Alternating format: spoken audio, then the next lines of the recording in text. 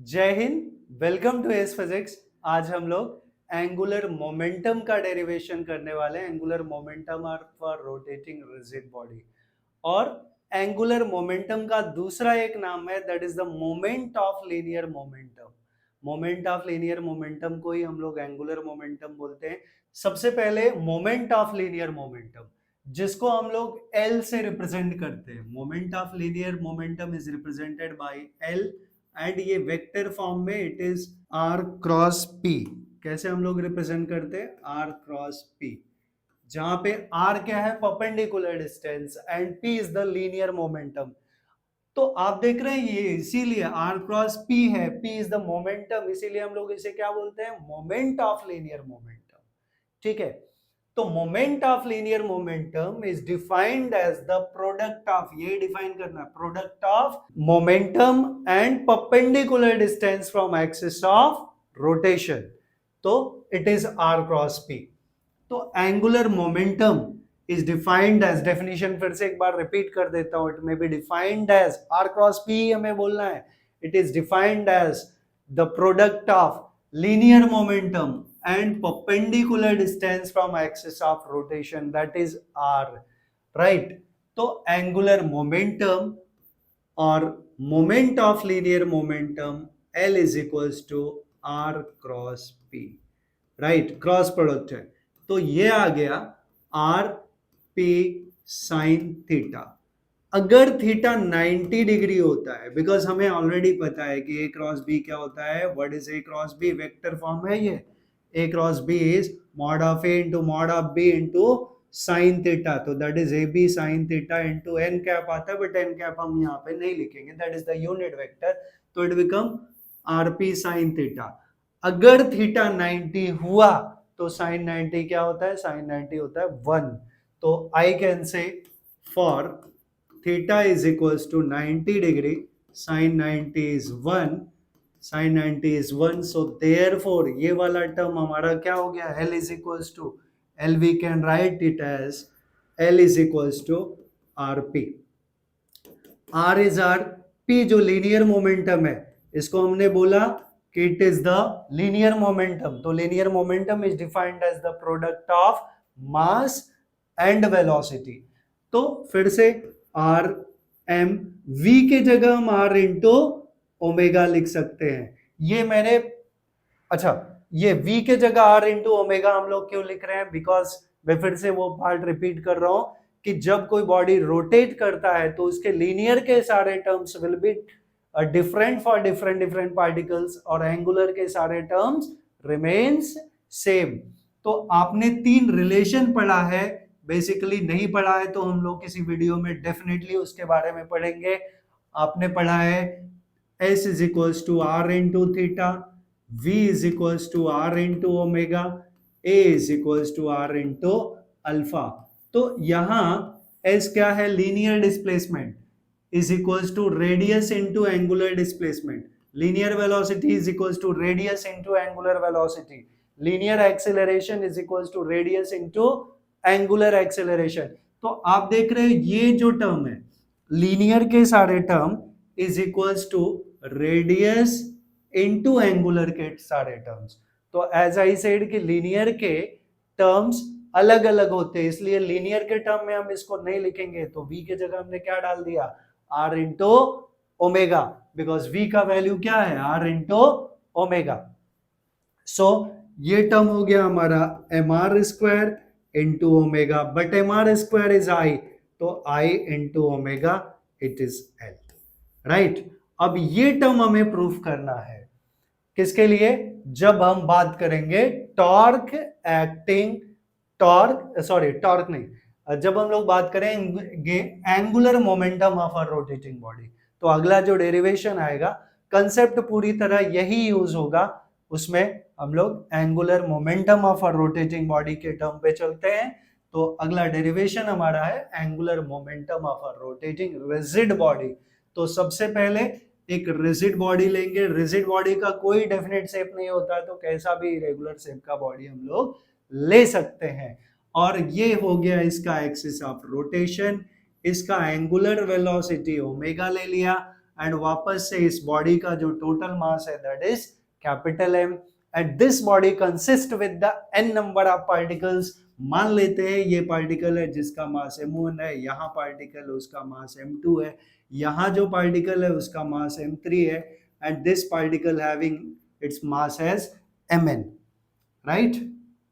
mn and this body is rotating about this axis, इस axis पे rotate कर रहा है, तो एक्सिस से इसका डिस्टेंस r1, इसका डिस्टेंस r2, इसका डिस्टेंस r3 एंड इसका distance rn, r suffix n है।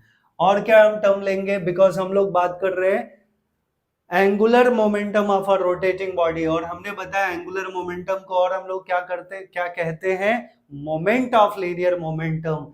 तो since L is R cross P, तो यहां हम देख रहे हैं कि R के साथ क्या आना है, P लीनियर मोमेंटम आना है। तो मान लेते हैं बॉडी ऐसे रोटेट कर रहा है तो हमें लीनियर मोमेंटम दिखाना पड़ेगा, तो इस पार्टिकल का मोमेंटम इज P1, इस पार्टिकल का मोमेंटम इज P2, इस पार्टिकल का momentum is P3 and this particle having its momentum as Pn, right? तो P1, P2, P3 up to Pn be the linear momentum of each particle.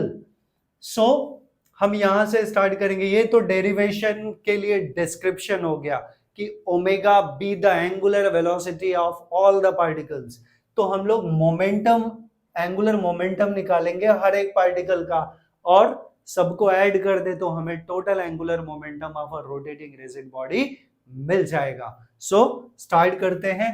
तो angular momentum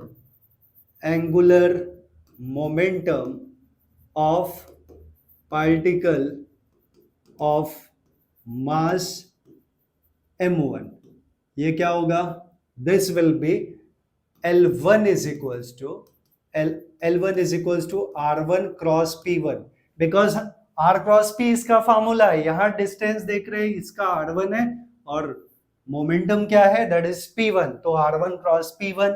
सो R1 cross P1 है तो A cross B क्या होता है, that is A cross B, that is AB sin theta, so it will B R1 P1 sin theta. अब यहाँ पे देखें तो थीटा कितना है, थीटा इज 90 डिग्री, बिकॉज जब कोई बॉडी रोटेट कर रहा है तो उसके सारे component will be tangential to the circular path, तो theta is 90 degree. So since theta is 90 degree, theta is 90 degree तो साइन 91 हो गया, तो ये पार्ट आगे नहीं लिखूंगा, so it becomes R1 P1, it becomes tau 1, so tau 1 becomes R1 P1 momentum का फॉर्मूला हमें पता है, P is equals to mv, तो P1 क्या होगा, m1 v1, so it will be m1 v1, right?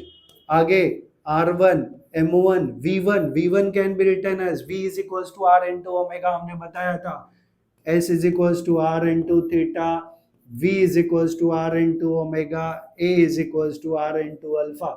ये है relation between terms of angular to the terms of linear displacement, linear velocity, linear acceleration is equals to radius into angular के terms, angular displacement, angular velocity, angular acceleration।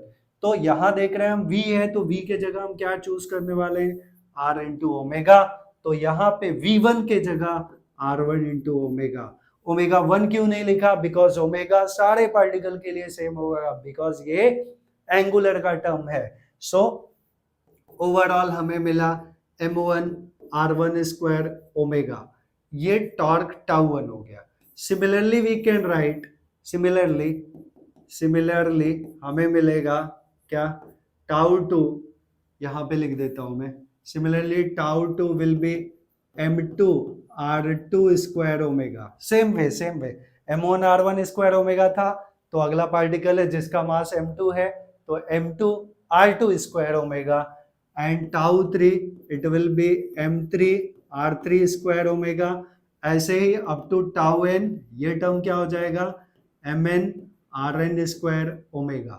अभी total torque acting on the rotating rigid body, तो हम सबको क्या करें, add कर लेंगे। So total torque acting on rotating rigid body rigid body क्या मिलेगा, it will be tau is equals to tau 1 plus tau 2 plus tau 3 plus up to tau n। सब में कॉमन क्या है, हम देख रहे हैं सब में क्या कॉमन है, ओमेगा कॉमन है, तो ओमेगा का टर्म बाहर आ गया, टाउ 1 में से ओमेगा हमने बाहर ले लिया तो m1 r1 स्क्वायर आया, सो ये टर्म हो गया m1 r1 square plus m2 r2 square, m2 r2 square plus m3 r3 square plus up to mn rn square. और इस टर्म को हम क्या लिख सकते हैं, omega summation of I is equals to 1 to n of mi ri square. और ये जो ब्रैकेट में पार्ट है वो क्या होता है, moment of inertia, that is represented by I. So ये टर्म हो गया tau is equals to I into omega या ओमेगा इंटू आई, राइट। तो ये हमारा डेरिवेशन हो गया एंगुलर मोमेंटम के लिए। आई होप आप लोग को ये डेरिवेशन अच्छे से समझ में आया होगा। ऐसे और डेरिवेशन के लिए आप चैनल को सब्सक्राइब करिए, वीडियो को लाइक करिए और जितना ज्यादा से ज्यादा हो सकता है उतना वीडियो को शेयर करिए। Thanks for watching this video, thank you very much.